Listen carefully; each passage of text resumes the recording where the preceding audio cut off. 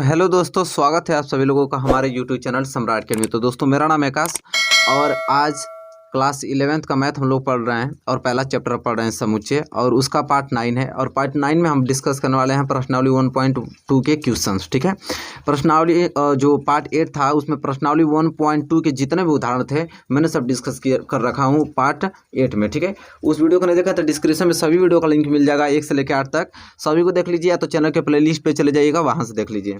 तो आज की जो वीडियो में हम डिस्कस करेंगे वो प्रश्नावली 1.2 के क्वेश्चन डिस्कस करने वाले हैं। ठीक है, तो चलिए आइए देखते हैं प्रश्नावली 1.2 के क्वेश्चन नंबर पहला, और क्वेश्चन नंबर पहला सॉल्यूशन करते हैं अच्छे तरीके से समझ के। अभी तक वीडियो को लाइक नहीं किया तो लाइक कर दीजिए, चैनल पर नए हैं तो प्लीज़ चैनल को भी सब्सक्राइब कर लीजिए, साथ ही साथ बेल आइकन को भी प्रेस कर लीजिए। देखिए प्रश्नावली 1.2 जो समुच्चय चल रहा है, प्रश्नावली 1.2 का क्वेश्चन नंबर फर्स्ट देखने वाले हैं। और क्वेश्चन नंबर पहला कह रहा है कि निम्नलिखित में से कौन से रिक्त समुच्चय के उदाहरण है। ठीक है, निम्नलिखित में से कौन से रिक्त समुच्चय के उदाहरण है। यहाँ पे कुछ दिया है 5 कम से कम 4 दिया है। ठीक है, चारों में से आपको बताना है कि कौन रिक्त समुच्चय का क्या है उदाहरण है, कौन सा इसमें से रिक्त समुच्चय होगा। तो रिक्त समुच्चय में पिछले क्लास में आप लोगों को बताया था कि रिक्त समुच्चय किसे कहते हैं। ठीक है, रिक्त समुच्चय मतलब उसे कहते हैं जिसमें कोई अवयव नहीं है, मतलब कि अवयव की संख्या होनी ही नहीं चाहिए, उसमें कोई अवयव नहीं होता है। मतलब रिक्त समुच्चय को हम लोग खाली ब्रैकेट से दर्शाते हैं। ठीक है, मतलब ब्रैकेट से। और मैं बताया था कि इसे इस तरफ फाई से भी दर्शाते हैं। ठीक है, रिक्त समुच्चय को, तो रिक्त समुच्चय को फाई से भी दर्शाते हैं या तो मजले ब्रैकेट से भी दर्शाते हैं।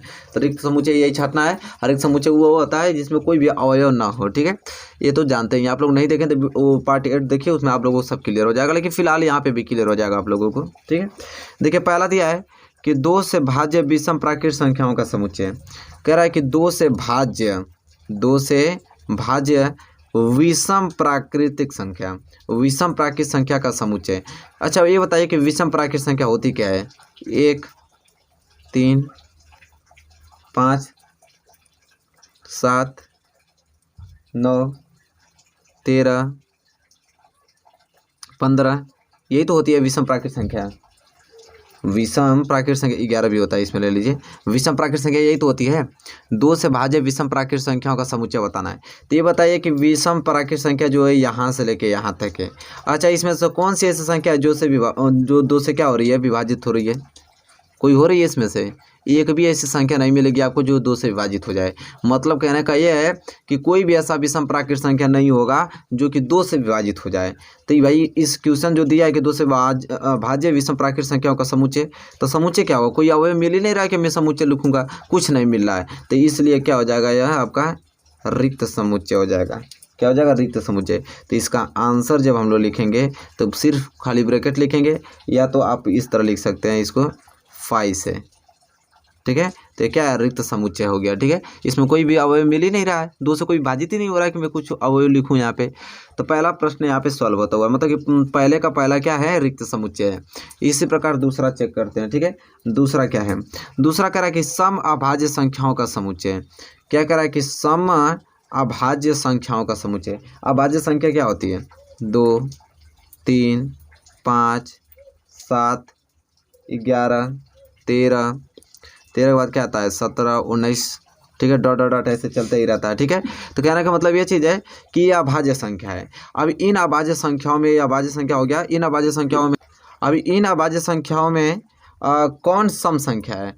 तो कौन सम संख्या है, तो 2 तो सम संख्या है ना, ये भले सम संख्या ना हो। ठीक है, लेकिन ये जो अभाज्य संख्याओं की सीरीज चल रही है, इस सीरीज में 2 तो एक सम संख्या है, मतलब एक अवयव तो मिल ही गया। ठीक है, तो सम अभाज्य संख्याओं का समुच्चय लिखना होगा तो कैसे लिखेंगे, 2, सिर्फ क्या 2 लिखेंगे, क्योंकि यह एक समुच्चय है, मतलब कि एक अवयव है। ठीक है, इस सीरीज का एक अवयव ऐसा है जो क्या है, सम अभाज्य संख्या है। तो यह रिक्त समुच्चय होगा, नहीं होगा, क्योंकि एक अवयव हो गया है ना इसमें, तो यह रिक्त समुच्चय नहीं होगा। ठीक है, तो यहाँ पर लिख देंगे कि इसके आंसर में सिर्फ 2। ठीक है, यह रिक्त समुच्चय नहीं होगा। चलिए आगे बढ़ेंगे। अगला प्रश्न तीसरा यह है कि यक्ष एक प्राकृतिक संख्या है और यक्ष जो होगा वो 5 से छोटा होगा, साथ ही यक्ष जो होगा 7 से बड़ा होगा। अच्छा आप ही एक संख्या ऐसी बताइए, कोई ऐसी संख्या होगी जो 5 से क्या होगी, 5 से छोटी होगी लेकिन 7 से क्या होगी, बड़ी होगी। कोई ऐसा संख्या हो सकता है कि जो 5 से क्या हो, छोटा हो, लेकिन 7 से क्या हो, बड़ा हो। ऐसा कोई भी संख्या नहीं हो सकता है कि 5 से वो छोटा हो, 7 से वो बड़ा हो। तो ये भी क्या हो गया इसका मतलब, ये भी क्या है, रिक्त समुच्चय। ये भी क्या है, रिक्त समुच्चय है। ठीक है, तो इसका भी आंसर क्या आ जाएगा कि रिक्त समुच्चय है। कोई ऐसा संख्या आई भी नहीं है जो 5 से छोटा हो 7 से बड़ा हो, कोई होगा? कोई नहीं, बस ऐसा फंसाने के लिए एक क्वेश्चन पूछा है आपसे। ठीक है, चलिए चौथा प्रश्न देख लेते हैं। चौथा प्रश्न देखिए क्या दे रखा है, उसको ध्यान से समझिए। कह रहा है कि y की दो समांतर रेखाओं का उभयनिष्ठ बिंदु है। कह रहा है कि y जो है कि दो समांतर रेखाओं का उभयनिष्ठ बिंदु है। उभयनिष्ठ बिंदु मतलब जानते हैं ऐसा बिंदु जो दोनों रेखाओं पर स्थित हो। उभयनिष्ठ बिंदु का मतलब ये चीज होता है कि एक ऐसा बिंदु जो कि दोनों रेखाओं पर स्थित हो। जैसे एक रेखा यहाँ से, अगर एक रेखा यहाँ से जो इंटरसेक्ट कर रही है यहाँ पे, ठीक है, तो ये आपका क्या है, यहाँ पे एक उभयनिष्ठ बिंदु बन गया। ठीक है, यहाँ पे उभयनिष्ठ बिंदु, तो दो रेखाओं जहाँ पे भी इंटरसेक्ट करते हैं वहाँ उभयनिष्ठ बिंदु बन जाता है। ठीक है, तो कह रहा है कि किन्हीं भी दो समांतर रेखाओं में उभयनिष्ठ बिंदु है। तो दो समांतर रेखाओं में कभी उभयनिष्ठ बिंदु हो सकता है कैसे? देखिए, समांतर रेखा एक है होगी, उसके समांतर एक रेखा ये हो गया। जब ये रेखा कहीं मिलबे नहीं करेगी, कभी इंटरसेक्ट करबे नहीं करेगी, तो उभयनिष्ठ कहाँ से होगा? नहीं ना हो पाएगा, तो नहीं होगा। मतलब ये भी क्या हो जाएगा आपका, रिक्त समुच्चय। इसका भी आंसर जो आएगा वो क्या हो जाएगा, रिक्त समुच्चय हो जाएगा। ठीक है, यह तो आप इसके फाई से भी दर्शा सकते हैं इस तरह। ठीक है, कोई दिक्कत नहीं है। तो यहाँ से पहला में 4 कंडीशन दिया था, चारों अपने अच्छे तरीके से समझ लिया कि कौन रिक्त समुच्चय है, कौन रिक्त समुच्चय नहीं है। ठीक है, तो बहुत ही ईजी था, अच्छे तरीके से प्रश्न नंबर पहला आपको समझ में आ गया होगा, कोई भी दिक्कत नहीं होगी प्रश्न नंबर पहले में मेरे प्यारे विद्यार्थियों। ठीक है, चलिए इसी के साथ हम बढ़ेंगे प्रश्न नंबर दूसरे की ओर और उसे हल करेंगे। चलिए देखिए, प्रश्न नंबर दूसरा आपकी स्क्रीन पे आ गया है। आप प्रश्न नंबर दूसरा देखिए, बोल रहा है कि निम्नलिखित समुच्चयों में से कौन परिमित और कौन अपरिमित है। ठीक है, यहाँ पे भी दिया है कुछ, ठीक है, कम से कम 5 दिया है। इन 5 में से आपको बताना है कौन परिमित है कौन अपरिमित।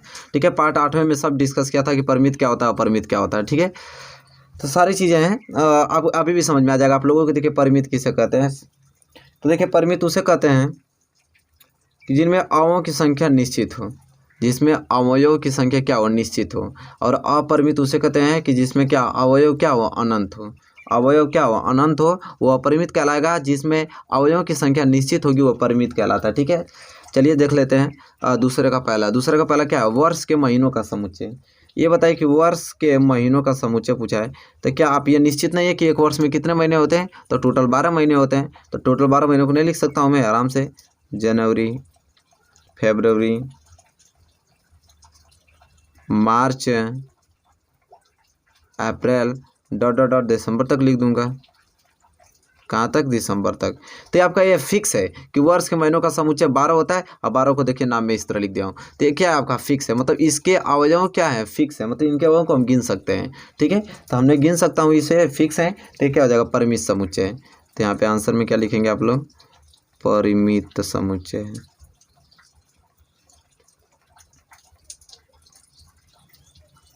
ठीक है, कोई दिक्कत नहीं है। क्या हो गया, पहला परिमित समुच्चय हो गया।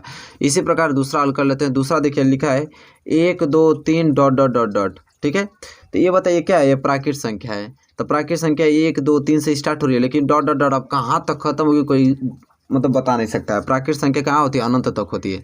जब यह डॉट डॉट डॉट दे रखा है पूरा, कोई लास्ट बिंदु दिया ही नहीं है कि यहाँ तक है, कोई फिक्स बिंदु नहीं दिया, बस डॉट डॉट डाल के छोड़ दिया है। मतलब ये कहाँ तक जाएगी, कोई मतलब इसका गणना नहीं है कहाँ तक जाएगी। ये क्या है, बिल्कुल अनंत है। क्या है, अनंत है। ठीक है, क्या है आपका प्राकृत संख्या। अप्राकृत संख्या क्या होती है, अनंत तक जाती हैं। तब अनंत तक जाती हैं तो इनके अवयव को गिन नहीं सकते हैं। तो जो अनंत होते हो क्या होता है, अपरिमित समुच्चय कहलाता है। तो क्या हो जाएगा, अपरिमित समुच्चय। तो इसका आंसर में क्या लिखेंगे, अपरिमित समुच्चय है, अपरिमित समुच्चय है। क्लियर, कोई दिक्कत नहीं होनी चाहिए। अब देखिए तीसरा, अब तीसरा क्वेश्चन दे रखा है 1 2 डॉट डॉट डॉट 99 फिर 100 तक।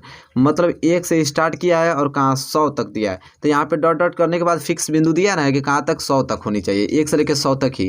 तो क्या आप अवयव नहीं गिन सकते हैं कि 1 से लेकर 100 तक ही अवयव दिया है। तो जिनमें अवयव की संख्या हम गिन सकते हैं तो आपको परिमित होता है। तो 1 से लेकर 100 तक है तो बिल्कुल गिन सकते हैं कि 1 से लेकर 100 तक ही सीरीज को पूरा किया गया है। तो आप इसको गिन सकते हैं। तो क्या हो जाएगा, परिमित समुच्चय हो जाएगा। तो यहाँ पे लिखेंगे परिमित समुच्चय, क्या हो जाएगा, परिमित समुच्चय। तो दूसरे का तीसरा क्या हो गया, परिमित समुच्चय। अब हम चौथा बढ़ेंगे। ठीक है, चौथा यहाँ पे दिया है कि 100 से बड़े धन पूर्णांकों का समुच्चय। क्या कह रहा है कि 100 से बड़े धन पूर्णांकों का मतलब ये चीज़, 100 से बड़े क्या हो जाएगा, 101 102 103 104 डॉट डॉट डॉट डॉट चलते ही रहेगा, 105 106 107 108 109 अब कहाँ तक जाएगा, कोई नहीं बता सकता है, ठीक है, क्योंकि 100 से बड़े धन पूर्णांकों का समूह दिया है। वही 100 से छोटा देता है तो हम 1 से लेकर 99 तक लिख देते हैं, लेकिन यहाँ पे 100 से बड़े धन पूर्णांक दिया है तो 100 से बड़े मतलब कहाँ तक जाएगा, कोई सीमित नहीं, ये मतलब बिल्कुल क्या अनंत है। तब ये अनंत है स्टूडेंट, तो क्या हो जाएगा, अपरिमित समुच्चय हो जाएगा। क्या हो जाएगा, अपरिमित समुच्चय। क्या हो जाएगा, अपरिमित समुच्चय हो जाएगा, ठीक है, कोई दिक्कत नहीं होनी चाहिए। इसके बाद बढ़ते हैं दूसरे का 5वें, कह रहा है कि 99 से छोटे अभाज्य पूर्णांकों का समुच्चय। अब 99 से छोटे होने चाहिए लेकिन अभाज्य पूर्णांक होने चाहिए, ठीक है, क्या होनी चाहिए, अभाज्य पूर्णांक, ठीक है, जो 2 से ना कटे वो होनी चाहिए। 99 से छोटे, तो 99 से छोटे अभाज्य क्या हो सकते हैं, एक तो 2, 3, 5, 7, 11, ठीक है, डॉट डॉट डॉट का 99 से छोटे, तो 99 तो लेना नहीं है, 99 से एक कम करेंगे तो 98, 98 तो 2 से कट ही जाएगा। इसके बाद आ जाएंगे क्या, 97, देखिए 97 अभाज्य संख्या है, तो यह 97 तक ले लेंगे, 2 से लेकर कहाँ तक, 97 तक, क्योंकि 99 से छोटे अभाज्य पूर्णांकों का समुच्चय पूछा है ना, तो 2 से लेकर 97, मतलब ये फिक्स है, मैं बता दिया हूँ कि 2 से लेकर 97 तक होगा। इसके अवयव क्या कर सकते हैं, गिन सकते हैं, जिनके अवयव गिन सकते हैं, फिक्स रहता है, वो परिमित समुच्चय कहलाता है। तो 2 से लेकर 97 तक है, तो इसे हम क्या लिखेंगे, परिमित समुच्चय। क्या है यह, परिमित समुच्चय। अब इसका आंसर क्या आ जाएगा, परिमित समुच्चय आ जाएगा आंसर में, ठीक है। तो ये दूसरे का क्या था, 5वां। तो देखिए दूसरा क्वेश्चन भी आप लोगों को आसानी से समझ में आ गया, जो कि हमसे पूछा था परिमित और अपरिमित। तो परिमित वो जिनके अवयव गिन सकते हैं, और अपरिमित वो जो कि जिनके अवयव अनंत होते हैं, ठीक है। तो ये दोनों क्लियर हो गया होगा, नो डाउट होना चाहिए आप लोगों को परिमित और अपरिमित में, ठीक है। तो प्रश्न नंबर दूसरा यहाँ पे क्लियर होता हुआ अच्छे तरीके से। अब हम बढ़ेंगे प्रश्न नंबर तीसरे की ओर, प्रश्न नंबर तीसरा पढ़ेंगे। देखिए प्रश्न नंबर तीसरा आ गया आपकी स्क्रीन पे। अब प्रश्न नंबर तीसरा क्या कह रहा है, इसको ध्यान से पढ़ेंगे। कह रहा है कि निम्नलिखित समुच्चयों में से प्रत्येक के लिए बताइए कि कौन परिमित है और कौन अपरिमित। अभी जस्ट प्रश्न नंबर दूसरा तो वही तो किए थे, परिमित किए थे और अपरिमित भी किए थे, लेकिन यहाँ पे कुछ जो सिस्टम यह है कुछ थोड़ा सा डिफिकल्ट करके पूछा है, तो कोई दिक्कत नहीं है, आप रूल जानते रहेंगे अच्छे तरीके से, तो इसको भी बता देंगे, ठीक है। तो वही चीज़ पूछा है, परिमित है और अपरिमित। परिमित वही जिनके अवयव की संख्या फिक्स होती है, जिनको हम गिन सकते हैं, परिमित। जिनके अवयव की संख्या फिक्स नहीं रहती है, जिनको नहीं गिन पाएंगे, वो परिमित होता है, ठीक है। तो चलिए जान लेते हैं तीसरे का पहला। देखिए तीसरे का पहला दे रखा है यहाँ पे कि यक्ष अक्ष के समांतर रेखाओं का समुच्चय। कह रहा है कि यक्ष अक्ष के जो समांतर रेखाओं का समुच्चय क्या होगा, परिमित होगा क्या अपरिमित। तो यक्ष अक्ष, चलिए यहाँ पे हम लोग बना लेते हैं, अक्ष बना लेते हैं। तो सब लोग जानते हैं कि यक्ष अक्ष होता है, ये क्या होता है, वाई अक्ष, ठीक है। इसको आगे बढ़ा सकते हैं जितना, उसको ऊपर भी बढ़ा सकते हैं, ठीक है, अनंत तक बढ़ा सकते हैं, इसको भी अनंत तक बढ़ा सकते हैं, ठीक है। अब कह रहा है कि यक्ष अक्ष के समांतर, तो यक्ष अक्ष क्या है, यही तो है। तो यक्ष अक्ष के समांतर रेखाओं का समुच्चय, तो देखिए एक रेखा और खींच दिया, एक रेखा और खींच दूंगा इसके समांतर, इसकी रेखा और खींच दूंगा, इसकी रेखा और, मतलब कितना रेखा खींच सकता हूँ, कोई लिमिट नहीं है। इस रेखा अनंत तक जाती है, ठीक है, और अनंत तक हम रेखा खींचते ही चले जाएंगे, ठीक है। तो अनंत रेखाओं का निर्माण हो जाएगा यक्ष अक्ष के। तो ये बिल्कुल इसको गिन नहीं सकते हैं, ठीक है, इनफाइनाइट है, तो इसको गिन नहीं सकते हैं, तो क्या हो जाएगा, यह परिमित हो जाएगा। तो इसे लिख देंगे आंसर में यहाँ पे अपरिमित समुच्चय, अपरिमित, क्या हो जाएगा, अपरिमित समुच्चय, क्लियर। तो ये क्या हो जाएगा, अपरिमित समुच्चय इसका आंसर हो जाएगा, ठीक है, ये हो गया क्लियर। इसके बाद हम तीसरे का क्या पढ़ेंगे, दूसरा।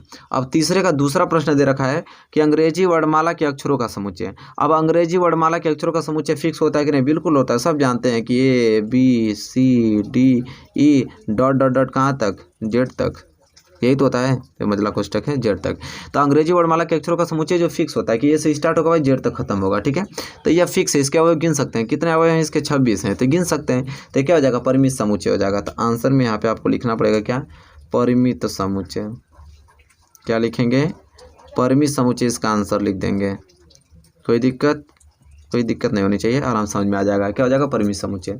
अब यह तीसरे का दूसरा भी क्लियर होता हुआ परिमित समुच्चय हो गया। चलिए तीसरे का तीसरे पढ़ लेते हैं। तीसरे का तीसरा दे रखा है कि उन संख्याओं का समुच्चय जो 5 के गुणज हैं। करा उन संख्याओं का समुच्चय बताइए जो 5 के क्या हैं, गुणज हैं। अब 5 के गुणज कौन हो सकते हैं, तो 5 के गुणज का मतलब समझते हैं, 5 एकम 5, फिर 5 में 2 का गुणा करेंगे तो 10 हो जाएगा, फिर 5 में 3 का गुणा करेंगे तो 15 हो जाएगा, फिर 5 में 4 का गुणा करेंगे तो 20 हो जाएगा, फिर 5 में 5 का गुणा करेंगे तो कितना हो जाएगा 25 हो जाएगा। इसी तरह डॉट डॉट डॉट 5 में फिर हम 10 का गुणा करेंगे तो 50 हो जाएगा। इसी तरह 5 में हम 100 को गुणा करेंगे तो क्या हो जाएगा 500। इसी तरह 5 में हम 1000 गुणा करेंगे तो हो जाएगा 5000। अब लाखों का गुणा करेंगे, करोड़ों का गुणा करेंगे तो कितना करेंगे? कोई बता पाएगा कि उन संख्याओं का समुच्चय क्या होगा? कोई नहीं बता सकता है कि उन संख्याओं का समुच्चय जो 5 से गुणा जो कितनी संख्या होगी, कोई गिन नहीं सकता उन संख्याओं को। भाई प्राकृत संख्या देखिए 5 में 1 का गुणा हो रहा है, 5 में 2 का, 5 में 3 का गुणा हो रहा है, तो 1 2 3 4 क्या है प्राकृत संख्या। मतलब जितनी भी प्राकृत संख्या है उनका गुणा हो रहा है 5 में। तो भाई प्राकृत संख्या तो अनंत होती है, तो अनंत को गुणा करें तो अनंत की अनंत संख्या भी तो प्राप्त होगी। तो हम इसको बता नहीं पाएंगे, अनंत संख्या प्राप्त होगी, इसलिए क्या हो जाएगा अपरिमित। ये क्या हो जाएगा अपरिमित समुच्चय हो जाएगा, अपरिमित क्या हो जाएगा समुच्चय। तो इसका भी आंसर जो आएगा वो क्या आ जाएगा अपरिमित समुच्चय आ जाएगा। क्लियर। तो यहाँ का तीसरा भी आप लोगों को अच्छे तरीके से समझ में आ गया होगा, कोई दिक्कत नहीं होगा तीसरे में भी। ठीक है, तीसरे का चौथा देख लेते हैं। अब तीसरे का चौथा दे रखा है कि पृथ्वी पर रहने वाले जानवरों का समुच्चय। अब पृथ्वी पर रहने वाले जानवरों का समुच्चय फिक्स होता है कि अनफिक्स होता है, बताइए आप। ठीक है, तो पृथ्वी पर रहने वाले जानवरों की संख्या क्या है? तो जैसे पृथ्वी है, देखिए पृथ्वी है, तो पृथ्वी पे जितने मनुष्य हम लोग हैं तो फिक्स नहीं है कि इतने करोड़ जनता हमारे भारत में है, इस पृथ्वी पे है। मतलब कोई ना कोई एक डाटा फिक्स है कि मतलब लगभग इतने जनसंख्या हमारे पृथ्वी पे है। उसी तरह कोई ना कोई डाटा फिक्स होगा कि हमारे जो जानवर रहेंगे वो पृथ्वी पे इतने फिक्स हैं। ठीक है, तो पृथ्वी पर आने वाले जो जानवर होते हैं उनकी संख्या क्या होती है? फिक्स होती है, और वो क्या हो जाएंगे? परिमित हो जाएंगे। ठीक है, तो क्या हो जाएगा? यह परिमित समुच्चय हो जाएगा, परिमित समुच्चय। उनके अवयव को क्या कर सकते हैं? गिन सकते हैं, उन सारे जानवरों को गिन सकते हैं। ठीक है, ये परिमित समुच्चय हो जाएगा। ठीक है, क्योंकि भाई पृथ्वी इतना बड़ा है, पृथ्वी में जितने भी संख्या है कि मतलब एक एवरेज से बता देगा वो मनुष्य कि हाँ इतना हो सकते हैं। ठीक है, तो ये परिमित समुच्चय होगा। चलिए तीसरे का पांचवा देख लेते हैं। तीसरे का पांचवा देख रहा है कि मूल बिंदु 0 0 से होकर जाने वाली वृत्तों की समुच्चय। कह रहा है कि मूल बिंदु 0 0 से, तो चलिए अक्ष बना लेते हैं। ये आपका x अक्ष है, y अक्ष है। ठीक है, अब x अक्ष y अक्ष जहाँ इंटरसेक्ट करता है ये तो मूल बिंदु होता है 0 0। अब मूल बिंदु से होकर जाने वाले वृत्तों की समुच्चय। अब देखिए यहाँ से एक वृत्त गुजार देंगे इसके मूल बिंदु से, एक वृत्त चाहेंगे तो फिर इस मूल बिंदु से गुजार देंगे, एक वृत्त चाहेंगे तो फिर इस मूल बिंदु से गुजार देंगे। इसी तरह कितना गुजारेंगे? और फिर इधर से गुजारना होगा तो इधर भी देखिए गुजार दिया, फिर एक गुजार दूंगा, फिर एक वृत्त गुजार दूंगा। इधर से गुजारना होगा तो एक वृत्त, फिर एक वृत्त, फिर एक वृत्त। मतलब ये चलता ही रहेगा, कोई नहीं बता सकता है कि अनंत, मतलब कि मूल बिंदु से अनंत हम वृत्तों का निर्माण कर सकते हैं स्टूडेंट। ठीक है, तो अनंत कर सकते हैं, इसकी वैल्यू फिक्स नहीं है कि हम 20 कर सकते हैं, 50 वृत्त बना सकते हैं, कोई नहीं बता सकता। अनंत बना सकते हैं, करोड़ों लाखों अरबों खरबों बना सकते हैं। तो ये अनंत हो गया, इसलिए अनंत हो गया तो क्या हो जाएगा? अपरिमित समुच्चय। क्या हो जाएगा? अपरिमित समुच्चय। ठीक है, ये इसका आंसर क्या जाएगा? परिमित समुच्चय। तो यहाँ पे प्रश्न नंबर तीसरा भी अच्छे तरीके से क्लियर होगा। ये भी आपका परिमित और अपरिमित ही पूछा था। देखिए एक्सरसाइज 1.2 में 6 क्वेश्चन है। कितने क्वेश्चन है? 6। तो ये पार्ट 9 है। पार्ट 9 में मैंने 3 क्वेश्चन को अच्छे तरीके से डिस्कस कर लिया। कल जो वीडियो आएगी उसमें 3 क्वेश्चन को डिस्कस कर लूँगा। तो एक्सरसाइज 1.2 पूर्ण रूप से आपका क्या हो जाएगा? समाप्त हो जाएगा। इसके बाद हम लोग एक्सरसाइज 1.3 के लिए जितने भी रूल होगा वो पढ़ेंगे हम लोग। ठीक है, तो फिलहाल इसको अच्छे तरीके से नोट कर लीजिएगा। कल की जो वीडियो आएगी वो 3 क्वेश्चन और डिस्कस कर लूँगा, तो संपूर्ण रूप से आपका एक्सरसाइज 1.2 कंप्लीट हो जाएगा। तो बताइए कि वीडियो आपको ये कैसी लगी। वीडियो अच्छी लगी तो प्लीज़ लाइक कर दीजिए, चैनल पर नए हो तो प्लीज़ चैनल को भी सब्सक्राइब कर लीजिए, साथ ही साथ बेल आइकन को प्रेस कर लीजिए। तब तक के लिए दोस्तों धन्यवाद, मिलेंगे आपसे नेक्स्ट वीडियो में।